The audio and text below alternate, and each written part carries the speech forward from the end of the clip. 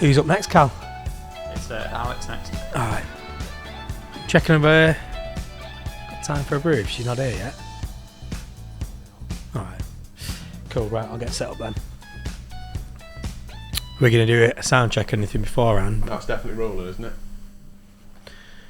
What time do you reckon she'll be here? I'm a bit tight on meeting time today. Actually, just had a text from Tom. I think you've got to go up to the car park. You're joking, aren't you? It's absolutely minging outside. They're up in the car park. Alright, I'll go get my beanie. I can't go outside with my baldy head, so yep, sounds good. Hello everybody, I'm Alex. For those of you who don't know me, I am the host of Show on the Road podcast. Something different today. I am picking up Pete from Roadmap, It's pretty much rude. to his surprise. And here he is now. This is a little bit insane. How are you doing? I'm good, how are you? Yeah, it's a bit different, isn't it? A bit surreal? Yeah. Thought you might find it a little bit surreal. You're not used to being in the hot seat, are you? Definitely not. Not used to being in the driver's passenger seat either. No. It's pretty cool, though. And well, what do you think of the ID Buzz? Yeah, I like it. I like me V-dubs. It's cool. Yeah, it's pretty snazzy, isn't it? What do you think of the colour? Probably wouldn't be my first choice, but it's alright. It's not bad. I like black, usually, just nice and plain. Yeah. Yeah. I think it's funny though, because I was just cleaning the van the other day and I was thinking, like, look how clean that is. Mine is literally because I had my coffee cup on the top and it just moved around. I think I'm a builder in a real life, but then pretend to work in technology. Or is it the other way around? I'm not sure. Right, so we're going on a day in the life of Pete, I It's think. a little bit insane, really. Are you ready for an adventure? Yeah, I think so.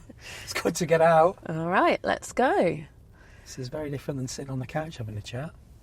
Right, well, we'll go into that in a minute. Yeah. First of all, I want you to tell me, who is Pete? Oh, who is Pete? That's a deep question, that one. Yeah, Throw you in at the deep end, right? Yeah. So Pete. Yeah, so I'm one of the product and tech directors at Auto Trader. I've been here nearly 12 years. I know. Said I'd come for a year in my head, and then ended up being here for 12, just doing various roles. So that's me in work, like out of work. 3 kids, live up just outside North Manchester in the beautiful Rosendale Valley. Nice. It's a bit out in the sticks, but it's good fun. So 12 years, Auto Trader. yeah. Then, Can't believe it. and you said that you were meant to leave after the first year. Well, in my head, I was working up in Scotland, so I used to do like consultancy for like NHS or BA Systems, and I went up to work for, I think they're called the Nuclear Decommissioning Agency. Oh, wow. Knows that. But it's based in Thurso in Scotland, or Dounreay. It was great, but I'd had the 3rd kid and my wife was like, you can't keep going away for the week. So I had a friend that worked at Auto Trader who gives a ping and said, hey, I think there's a job going. And I thought, I'll come, get resettled in the Northwest, because we're living in the Northwest, do it for a year and then see what's out there. And then a year goes by, then it's 2, then it's 5. And then in my last 2 jobs, I'd got to 7 years and then like got bored, but it was like, didn't really get a 7-year itch, because every couple of years the role changed, things changed, and then that was down in Newton Willers, and then we moved to town, and it was like, this is brilliant because I can commute in from the bus rather than drive. So yeah, keeps me entertained, out of trouble, so it's all good. I feel like that is just what people do in Auto Trader. They seem to start, everyone I've met started in one place and then sidestepped, and Yeah. the people who've been there for years and years and years have just literally, whoever they were at the beginning, they're not there now after 25 years. Honestly, it's insane. It's one where I forget, like it's been like 11 and a half or 12 in August it'll be, and it's just, I remember leaving my last company 2012, and I just, you think, right, 2013, 14 I'll be here, and it just it's got a bit of a vortex. So once you're in, I think once you get over that first year, you're in. Yeah. But yeah, no, it is mad. And like you say, I speak to new starters and they say the same thing. It's like, I've just spoken about 10 people who've all been here. Yeah. Like more than 10 years. It's crazy. I mean, I've literally never done anything for more than 10 years. Not anything. It's mad. It is totally mad. Wow. Yeah, because I'm like 48 or whatever, and I was thinking about it going, never thought at 48 I'd still be like 80. Like when I joined, it was like didn't have any sort of inkling, but yeah, it's different. It's so different now. It's brilliant, all that. That's so good. Yeah. And like, what did you envisage? You know, if you think back to 11 years ago, like, what did you think your trajectory was going to do? So I'd been in engineering where I started, and then I went more into like the project management and business analysis. I knew I wanted to be in the Northwest, but I had no desire to work in like a brand like Auto Trader. I was always like big corporate stuff. But then I realised when I got into here how that big corporate stuff and the big corporate, like the way you need to present yourself, just was quite constraining. But until you sort of don't have to do it, you then realise. So I thought I'd go into like the banking sector, or go work for Barclays or something like that, where a lot of old friends from previous company had ended up. But yeah, no, when I chat to them now, just the sort of the culture side, I'm not sure I could go into more corporate world. No. I mean, the fact is, this is what I wear in work. Like, yeah. Hoodie and a beanie. Yeah. Like, I think the beanie's been recent years. I think that was at COVID because I was wearing a hat all the time because I got a skinhead. And I'd wear them on camera. And then when we came back in the office, I'm like, hey, no one said anything. I'm just going to carry on rocking the beanie. Amazing. So, yeah. So I didn't even know. I thought it'd still be in technology, but I thought it'd be more big business. But then AT's like a PLC. It's mad because it feels like a small, pretty kooky business. Then you look on the stock exchange, you go, wow, we're worth loads of money as well. So. Wow, yeah, it's certainly sign of a good company, isn't it? I feel like you say about it being small, it does feel like a family, from what I've learned. Yeah, it's good. I mean, like I know still don't know everybody, but you feel because we're growing. But it feels like you walk around the office and you can say hi. It feels really familiar. It's a bit like it's funny because town when we drive through, it's like because I used to knock about it as a kid. It feels familiar, and I think that's the thing I really like. It's the you get off the bus, you walk into work, and everything feels like good. People have got your back. So yeah, no, it's good fun. So where were you born? So I was born outside of Manchester in Rochdale, but I spent a lot of my time. My dad's from Cheetham Hill, so my grandma lived in Cheetham Hill till she was till she died in her 80s. So I used to spend like most of my weekends down in Cheetham Hill with my grandma, like either going like playing bingo at St Chad's Church, or it was a bit of an insane one, but because she was like a widower and I had a brother and sister, my mum and dad were like, I need to go stay with your grandma. So it was good fun. So it was like Rochdale's about 10 miles out, and then I moved to Rosendale. But it's funny, I always had like a strong, because we came in every weekend to town, and my dad's like wouldn't move too far away because he's a big United fan, and he loves being in the city. Like he was born and bred in Cheetham, so it's one where strong affinity with Manchester, even though I was like 8-9 miles out. Right. Have you seen Manchester change a lot over the years? Yeah, it's crazy. Like literally, I lived in Liverpool for a bit, probably about 7 years, and then the Manchester bomb happened while I was living in Liverpool, and that was definitely a catalyst for like just change. And it was already, things were popping up, and like some of the clubs are changing, and like the village became like a real destination. But I think in the last 10, it's exploded. Really? Like, I lived in town for probably 2004 for a few years, and it was just on the rise then where the flats were starting to pop up and the nightlife was changing. But literally in the last 10, it's some bits I don't even recognise anymore. Like you'll go down the street, I turned it to my dad where I'll go down the street and go to the kids like, oh yeah, you can do a shortcut here, and it's like all pedestrianised. So, yeah. But yeah, it's like it's changed massively. But the regeneration, when driving out this way, you can see where it stops and where the next band of regeneration. Interesting. So there's like a project called Victoria North, and it's been going on for a number of years. It used to be the Green Quarter, and that expansion out like beyond Ancos, it's unreal. Like what the plan is for the next 25 years. Really? Yeah. And do you feel like it's changed for the better? Yeah.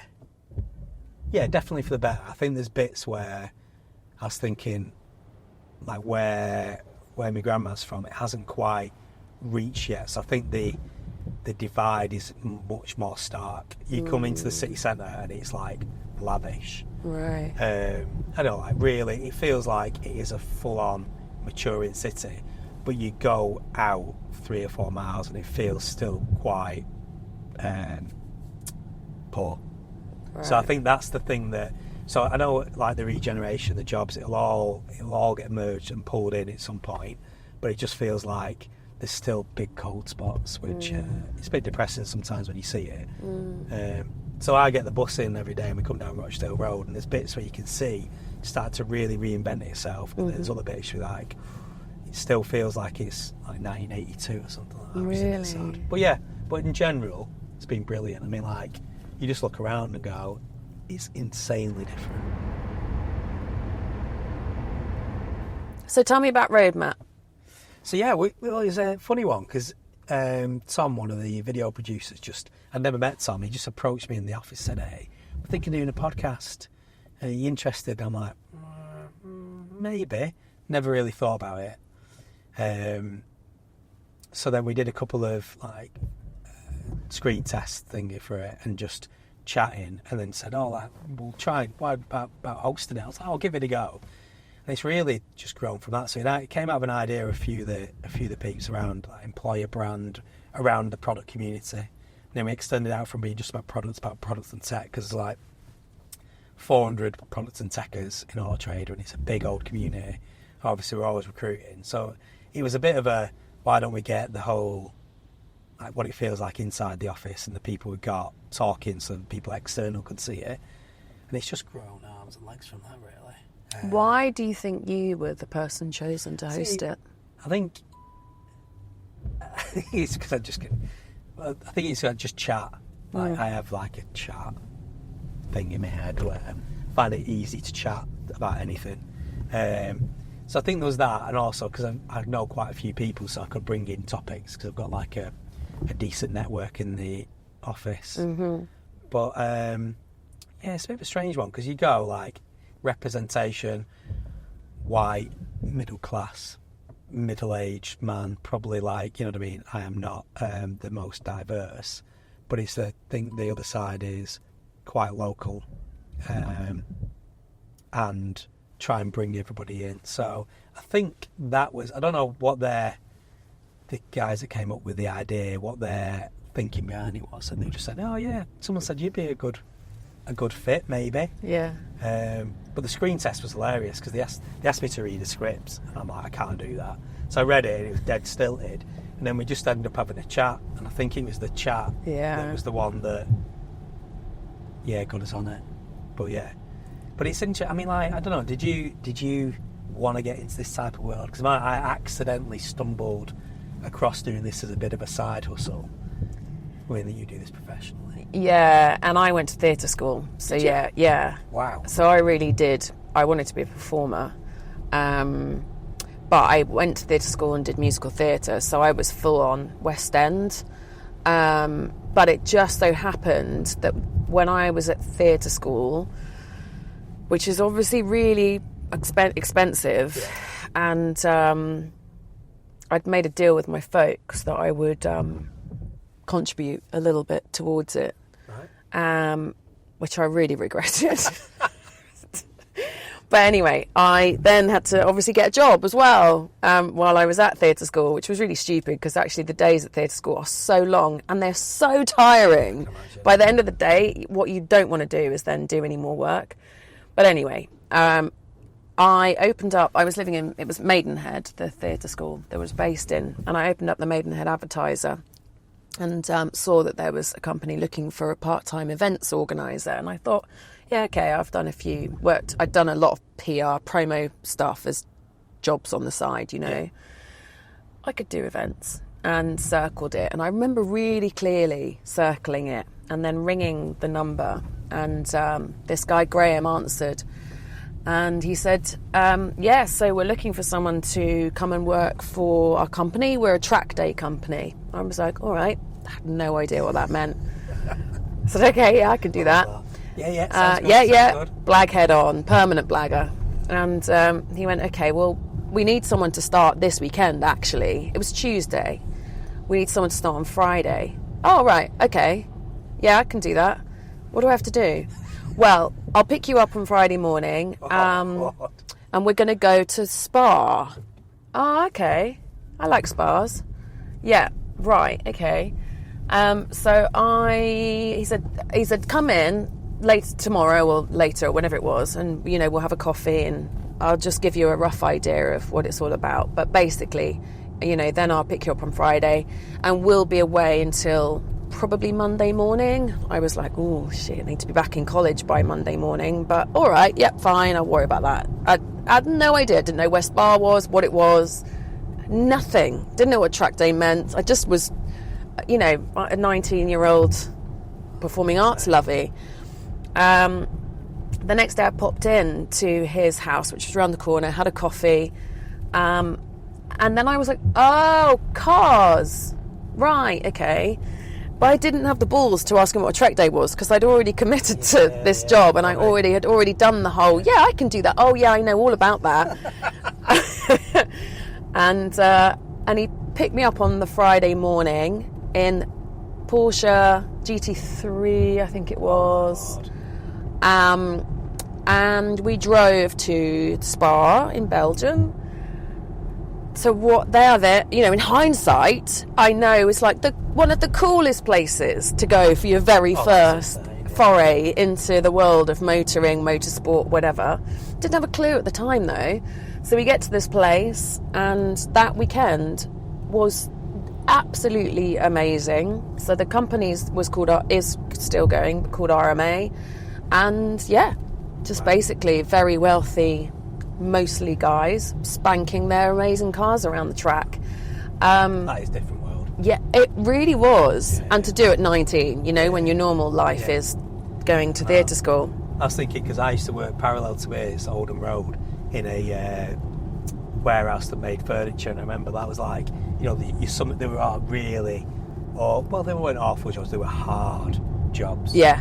And around here, it was like, I'd turn up and, because I would come from outside town, I'd have to always say, like, they'd be like, where are you from? And the minute I said I was from, I'm going to turn in a minute, like down Queen's Road, I'm like, used my grandma's address, I'm from Queen's Road. They're like, all right, you're from round here. Because he was like, not getting in a Porsche, he was getting in a van. Yeah. Going into a warehouse. Of course. Some like sofas down a conveyor belt. Wow. Yeah, mad. That is insane. Yeah. That's a blagging, huh? Yeah. So like day 2, Graham, my boss, was like, do you want to get behind the wheel? Yeah.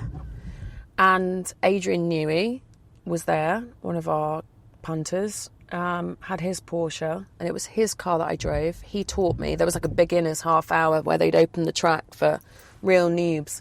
And I spun it right just before Eau Rouge, and I spun, and I came to about a metre before the wall in Adrian Newey's Porsche. Had no idea who I was sitting next to. Mark Webber was one of our instructors. Sabine Schmitz was one of our instructors. Wow. It was insane. And I just had no idea I was around so many greats, And then the following weekend was at Nürburgring. Same thing. So at the end of that first weekend, I was like, oh, I am in. This is brilliant. I absolutely loved it. So did you carry on at theatre school? Was that carried on at theatre school. And then I carried on working for this track day company for the first 5 years after theatre school. And it funded my life, really, while I was trying to be an actress, and doing everything other than acting, really. And I got my racing licence with them out at the Nürburgring. Sabine Schmitz taught me. The first track I fully... I got my racing licence at the Nürburgring, my National B. That was like the 3rd or 4th job that I did for RMA. It was unreal looking back at it and being like, I had no idea how amazing that was. At the time, I just was like, this is cool. This was fun. It was mental. What was Little Pete like then? Quiet, really. I mean, this is really. Yeah, it was really quiet. Well, I think thing is, I mean, Dad says I wasn't, but in my head I was quite quiet, unless it was something I was confident on. So, like, I wouldn't talk to, you go on holiday, and my dad would go and order yourself a drink. I'm like, I'm mute. I just couldn't speak to a stranger. But the minute he was someone I know, you couldn't show us up. I think over time I just learned to not be bothered what anyone thought of me. Like, I was self-conscious. I was dead little as well, with like really blonde hair. So I used to be an altar boy, and there's a church down here, I think we'll pass it. And it was like renting an altar boy, like as in my mum and dad's Catholic church, my grandma up in the Lake Districts, her one, and then there was a priest. He was a nice guy. Like on a Sunday they'd have nobody serving, and I'd be with my grandma from the weekend. They'd be like, can your Peter, they all call me Peter, can your Peter go on the altar? And I'd be like, you get a few quid, so it's worth it. How's your singing voice now? Terrible, absolutely terrible. What's your go-to karaoke song? Oh, see, go to karaoke. It'd probably be something like Oasis or Happy Mondays, or depends. Probably thought about that. I did one a few years ago. Is it Mr. Bright Sky? I can't remember what they call it. Bright Side. Bright Side. I'm a bit. Oh no. Yeah. No, I'm Bright a bit. Side. I'm like into the Beatles and like Dylan and things like that. So I think I'd like to do like a Bowie. If I had to do one. But again, it's like influence from being in my mum and dad's car and me listening to my dad's music, constantly driving to and from town. So what's the reason behind Roadmap? And how much has that changed? Like, or the original plan, you said, but how has that evolved over the time? Well, we're finding like people that are coming in, like new employees, are referencing it, like as in they've seen it. So I think we started with like people find it hard to write a blog or, do a presentation on stage.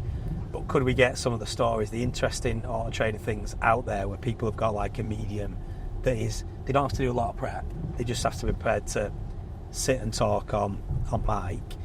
But I think it has evolved into, we're doing more of it as much more employer brand stuff. So like how we show up, and it is very much used by, we get the feedback in interviews of new people coming in to try and get the vibe of what it feels like to be in auto trader. Where it's probably pivoted is we're doing more externals now. So we're interviewing external people. Cameras fell off. Right, okay. Yeah. Crisis. Yeah, the camera fell down. This was still rolling, I think. Yeah. Yeah. And then we can Do you around. want me to... I'll get Tim to go from the top down. Yeah? Yeah. Of Strange Ways, yeah. Yeah. Cool. It's because I'm not touching anything. So it's the centre of rain, isn't it? Yeah. Oh, right. So when you touch it, it thinks It's there's attacking rain. you. It's actually So- terrifying. Alright, okay, we're all good then. What do you think is the benefit for Auto Trader to be putting so much energy and effort into a podcast like Roadmap while on show on the road? I've got my own personal opinions on it, and I think my one definitely is showing real people doing real things, because again, it's like people imagining they could work in a FTSE 100 business and you are local to where, whether it be like Ashton or Denton or wherever it might be, I think because you're always looking for talent and new talent coming in, and we do a lot of partnering with likes of Manchester Digital, like a trade body in Manchester around the technology scene. But it is, you're going to just keep, you are competing for talent, but also you're trying to regenerate an area as well and help people on the into good jobs. So I do think it is. I think the benefit and why I invested is because it is real. We do everything in one take. We don't edit it. Oh, I was going to ask about that. Yeah, we try and do everything in one take. Whether I have an absolute nightmare and unable to say my own name, just to try and show like this is real and these are real people. So I do think it is talent attraction, and also I think the other side is people have got some really interesting things they work on, and they may not have the confidence to always go. Their first gig is on stage doing like at a conference. So it's also a stepping stone into people talking about things that they are proud of. That's and really interested. good. So I think it's two. So I think I've benefited from it. I like, it's, in a way, it's a new angle to even though it's not part of my job description, I found it fascinating. I've learned loads in the last 18 months we've been doing it. I think we've done something like 35, 36 episodes. I've learned loads. But also I'm way more comfortable than I used to be of just like talking at an event. Yeah. Whereas I was happy to talk in one-to-ones or small groups, but put me in front of 50 people and be like, oh. Well, it's interesting, like, because that you've just said about the fact that the child you was the same. Yeah, but it was weird because I don't know if you think about things like this, but I definitely have many different, not personalities, because that'd be more like sides where I have a work side and a home side, and so it has helped me tap into, like at school in 4th, 5th year, I started getting into doing a bit of drama, but it was a bit like my dad used to do bits and bobs. He used to write, he was an English teacher, but he was really into the theatre and drama and stuff, which is so unlike a lad from Cheetham Hill in a single parent family. And it was one where he had these multiple sides, like his side we got football where he was like, a bit scary, and then this side of doing like his ham-dram stuff. So I think it also helps people and helps me tap into it, like a bit that you don't often get to play. So I do like it. Like as a kid, we used to do these stupid radio stations, you know, like cassette player. Absolutely. Pretend you're on Atlantic 252. Oh yeah. And I remember doing that when I was like 12, 13, and this is like a tap into. There was always something there, but there was never an avenue to tap into it. So you find it, and in a way, it's like tapping it back into that little bit of a like perform a bit. Yeah, and the playful stuff. Yeah, I mean, my lead, my boss, Ali, she's like, you love being on stage. I'm like, I don't. But she's like, you do. And I'm like, I do, but I don't. Like, I hate the run up to it. Like, when they said there was a surprise today, it's like my heart sinks. I feel physically sick. Real? For about 5 minutes. Like, proper nerves come on. But the minute you get into it, I'm like, oh, this is brilliant. I'm really enjoying it. So it is like, I don't know if you find it. You find like, oh, I'm not going to do it wrong. But then once you get into it, I'm like, oh, I don't care if I do it wrong. Good fun. And that's really interesting. So like what you were saying then about the fact that the people are getting an opportunity to talk about what they do and probably go through the same process, you know, they'd be invited on, be terrified, then they do it, and then they realise that it's not stupid, that people are excited to hear what people are proud of, all that sort of stuff. And the more you do it, the more it makes it okay to be actually proud of what you're doing, you know, and like what you're, you know, gradually in time, in theory, I guess you will maybe get to a point where you don't have that fear because you trust in the fact that actually what you're going to do and what you're doing, one, you do enjoy and you're good at it and it gets good feedback. And then it sort of cancels out that initial like feeling. Yeah. We did a couple of live ones and those were terrifying. And one of the lads I work with, Mike, he was like, oh, you're really nervous. I'm like, yeah, that's what I get like 10 minutes before and I get really nervous. And he's like, God, that surprises me. And I'm like, it's like the window of nervousness, the window's smaller. So this morning we were doing 2 and we started at 9:30 and I just had some things over the weekend, so I didn't quite prep to where I wanted to be. So I finished prepping at 9 o'clock and then the nerves kicked in at 9:25, 5 minutes of like, once we started it was fine. So I do think I like having a little bit of nerves because I think if I was totally nothing I'd be a bit blasé, but I think it's just the window's a lot shorter. Like the first one we did, like the night before I couldn't even sleep. Really? Even though like they're saying it's not going out live, I'm still like, oh God, what if everyone hates it? What if I get slated? I mean, I don't like watching them back because I don't like watching myself, but I do like seeing the feedback we get, especially and how the guests, they leave really buoyed. You know, like, oh, it's really good fun. Like it was painless, wasn't it? They're like surprisingly painless, So yeah, it's a funny one, but I do really enjoy it. It's like I do it once a month, and I don't know how you find it, but it is that it's like a highlight. It's like, in a way, it's a bit of a treat. Yeah. Because this is a college job. Yeah. It's great. Yeah. I mean, I always think about, could you do more? But I'm like, my wife's like, absolutely no.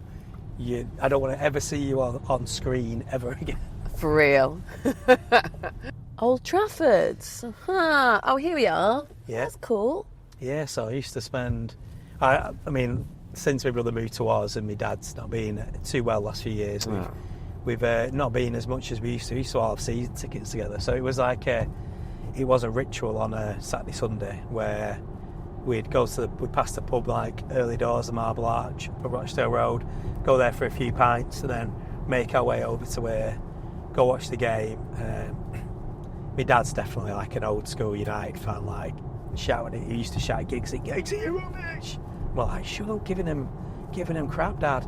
But we used to have a right hoot, and so good times. My dad and my brothers are full-on Man U fans as well. Isn't it? Because it does. I mean, it can take over. I mean, my wife used to joke it would take over the whole weekend because it'd be. Yeah. Say it was a 4 or 5 o'clock kickoff or whatever. You'd be out at midday, go for a few beers, go to the game. And then if you'd win, you'd maybe go out afterwards. And then on Sunday, you'd probably be just a bit jaded and not up for it. And if you lost, you'd probably go out anyway to drown your sorrows. Yeah. So it was a bit of a little bit of a vicious cycle. But it used to be totally different. Because obviously you can't even drive through nowadays, but you used to be able to drive through. You walking down know, here. in our first season of Show on the Road, we had Jill Scott. Yeah, I was listening to that one. That was mega. Yeah, because it's funny because obviously she played for Everton City, but I was impressed that her favourite, one of her heroes was David Beckham, because I mean he was an absolute legend. Yeah. What did you think of the Beckham documentary? Did you watch that? Yeah, see, I really like Beck, so I've got a lot of time for him, but I don't know, some of it were a bit painful, I don't know. My wife loved it, absolutely loved it. But yeah, I don't know. I think he's come a bit of a caricature of himself in certain ways, and that's the bit that kills me. Because from all accounts, he was like a really nice fella. I mean, he still is a really nice fella. I just think you got that much money and living in wherever, it's all a bit insane. But it's super comfy, isn't it? That's the thing. Yeah, it is really nice. And have you got your heat seat massager on? No, Down on the outside, you've got a right. 1, 2, and a whack one of those on. The bottom one on. Taking you for a luxury ride, sir. See, I always worry, when you get like heated seats. I'm like, is this a heated seat? It is, yeah. Seat? Yeah. That's what made me laugh on that Jill Scott episode, which is talking about a nan. Yeah. And like a nan that got dead quiet. I was howling. It's like that one, isn't it? Like, oh, lordy, what's going on there? Yeah. Yeah. She was really funny, Jill. She was so normal. Yeah. Yeah, it sounded it. It did make me, that was one of the ones that when you listen to something I didn't have. So I saw her on the Get Me Out of Here Jungle thing, and I was surprised at how like chilled out and normal she was. I just had a perception she was going to be totally different. And she was really good on Jungle, and you can understand where she got it from, like that team spirit. Yeah. You can see why she was picked to be captain, or just the fact that she spent a lot of time part of a team and the importance of the team Yeah. thing. Well, the bit she said about what I found, because people like to take the mick in a little bit in work, where I always try and find like with someone like a connection, whether it be like kids or whether it be where you're from. So Carolina always laughs because she's like, so what have you found out about this person? I'm like, you're not going to believe this, but from like, we were away in Vegas on a conference. Sounds glamorous, but it was hard work. We met a guy and he was from Derry, and we were talking about like where my friend was from Derry. So I was like, and then it ends up like he knew like there's family connections, and Carolina's like, right, we're in Vegas. Like this guy lives in Australia for a different company. How on earth have you got some random connection? But when she talks about, with the teammates finding out something about them, have they got brothers or sisters, like what are they into, so that when you do then get on the field, there is more of a connection. 'Cause so it does make sense, teamwork. What's been your favourite episode of Roadmap? Oh God, it's been a couple. I really like the one on test engineering because the 3 test engineers were really not up for it, and they really enjoyed it. But the ones I probably enjoyed most of I've done 3 live ones because it was a bit of jeopardy. Yeah. I had no idea, and they were external. Guess what they were going to say, and I found we did one with Manchester Digital with Ali and Katie, and the fact that they were just happy to just talk and even talk a bit of politics and local government, and they were like, that was, I found, really insightful, and the fact that they really knew the stuff. So they're all really, it's like, I haven't got favourites, but there's ones where you've come away and gone, oh, that was really interesting. The 2 this morning were dead good. Were they? What were they on? Digital sustainability. Wow. And composable, like the way that we're approaching apps development. So things that I've not got any prior experience in. So I find it fascinating that way. How much research do you do before each episode? I used to do a lot more than I do now. But I think it's Trust yourself and trust the process. Yeah. Now. So this morning, I usually 2 weeks beforehand, I'll set a little WhatsApp or a little Slack group with the people presenting, saying any topics you want to avoid or cover, and then they'll probably give me 3 or 4 bullet points, and then I'll work that into a flow, and then I'll do a little bit of research on any terms I don't know, and then I try and go, like, actually it's better not knowing everything rather than trying to over prep. Whereas first one, oh my Lord, I was like prepping to the point where I had too much in my head to just listen. Yeah. Like I already had the next question going through my head before I'd let them finish. So this way you really listen to what they're saying and then go, oh, that's where I can link in the next question. So I try and only have 5 questions as well, and then everything else is just ad-libbed. People can tell as well, I think guests can really tell if you're not actually listening to what they're saying, and that creates a blockage in itself. Yeah, it's a funny one because you do proper active listening. Yeah. So the one where we did with Katie and Ali on Manchester Digital Scene, what was fascinating about that was I'd never met Katie before. So usually I know people beforehand, even if it's a small connection. I'd never met her before. We had a very, very loose brief, and Ali's like, hey, don't worry, we talk about this stuff all the time.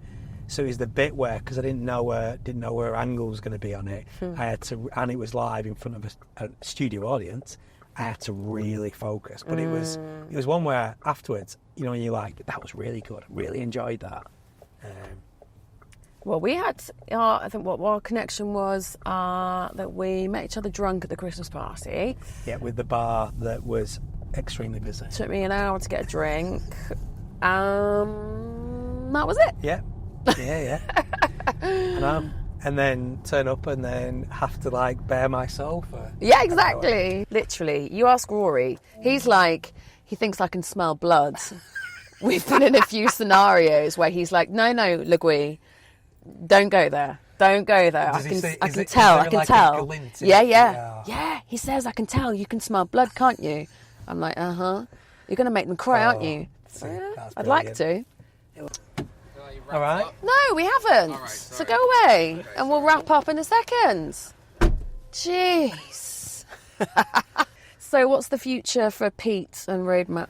Oof. Well, I think more external stuff we're going to go for. I've only done 2 or 3 externals, so I think it's getting into some more of the big topics.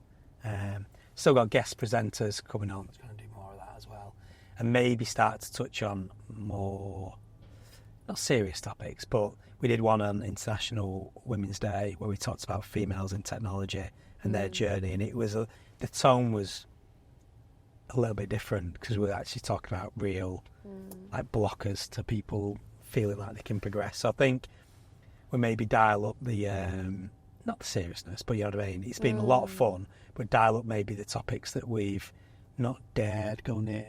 So I think it's going to like touch on those. And then, yeah, the reason I haven't done the external ones is the bits where I was thinking, I'm going to get found out. Yeah. But I did one with David Cox from Equal Experts, and we had brilliant fun. Good. And it was good because it was like really intellectually challenging because he was Yeah. told about stuff I had no idea on. So I think we're going to do more of that. But yeah, I hope we get. I think we're on series. I think started recording series 4. Wow, that's so cool. I know. I think it'd be. I think we're going to try and get more people doing the presenting. I love it, but at the same time, I think there's other people that probably get as much out of it as I'm getting out of it. So maybe share it around a bit more. Interesting. Yeah. Cool. Well, I look forward to seeing how it progresses. Great. No, cheers for that. Thanks for the tour around memory lane. Yeah, it was really good fun. It was really good fun. Having not come from Manchester, it's also really insightful for me. Yeah. Oh, you can see like the skyscrapers and into like where it's still not quite the riches of the new industry hasn't reached out yet. But Yeah. it's getting there. But yeah, thanks for that. Have a good afternoon. Yeah, I've got to go for a workshop now. Oh, good. Okay. Cool. Right. Have a good one. Bye. See you later.